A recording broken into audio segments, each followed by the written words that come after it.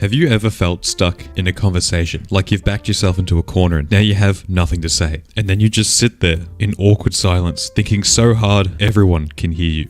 Probably. As someone who used to have really bad anxiety, I hated this, so I learned 3 ways that I can get out of these kinds of situations, and I want to show them to you, and how they really work when I want to meet someone new or make a conversation fun, and why sometimes there's absolutely nothing you can do about it.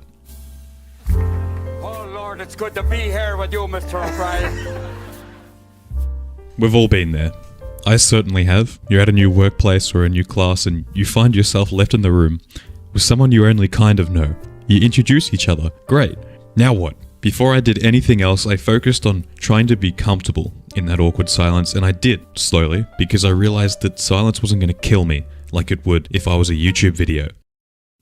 I don't know about you, but I can remember a lot of the embarrassing stuff that I did in the past. But when I try to remember times where I was silent and it was awkward, it never really stuck with me. In my opinion, life is too short to be worrying about that awkward silence that happens from time to time, but that still doesn't take away from the fact that sometimes conversations got dry or boring. I found myself in a lot of dry or boring conversations. So I needed a way out of them. There's 3 ways I changed so that conversations flowed better. What if I told you that even when I didn't think so, there was actually so much to say in response to even the tiniest of sentences? Sounds crazy, right? But when you think about it, people say things and they don't say the entire thing. They don't give a book's worth of context behind their words. Heck, they might not even know entirely what they're talking about. So how did I listen to what they said like an English teacher reading a book? You get extra points if you guessed it right. It's active listening. But how and why? Why not stop the conversation from being boring before it becomes boring? The moment I started listening to people with presence and properly, I saw that my brain started to ask a lot more questions automatically. But what does that look like?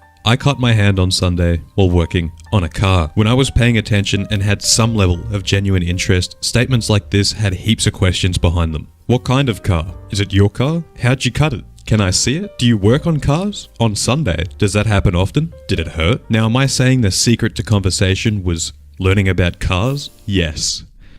No. If I did nothing, knew nothing, and didn't want to know anything, conversations would be about as dry as a snail on the Utah salt flat. Also, I probably won't make any friends.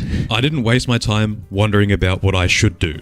I just did things that I found interesting. Be it cars, sports, going on hikes, learning about psychology. Of course, it didn't really hurt to do things that a lot of people like doing, but sometimes when I felt like something really resonated with me, I did that too. So what am I saying? To have more fun and interesting conversations, I develop my personality using interests? Yeah.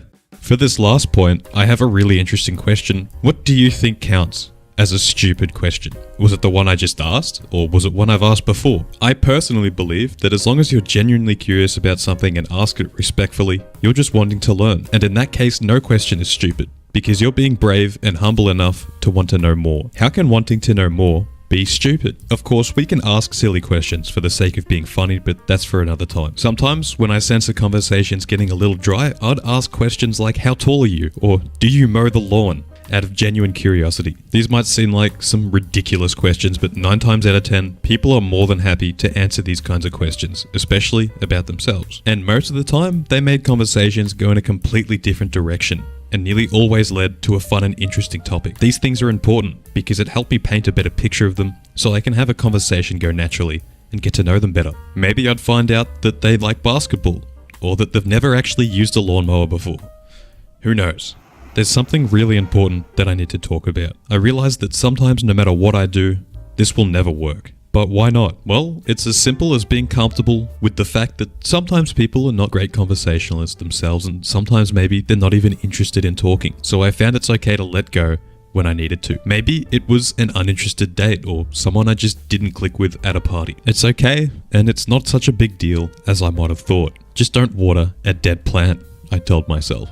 Well, that's what I did, and it seemed to work for me. If you're interested in learning about just a brief crash course about active listening, I'd recommend you click on this video or subscribe. That would be awesome.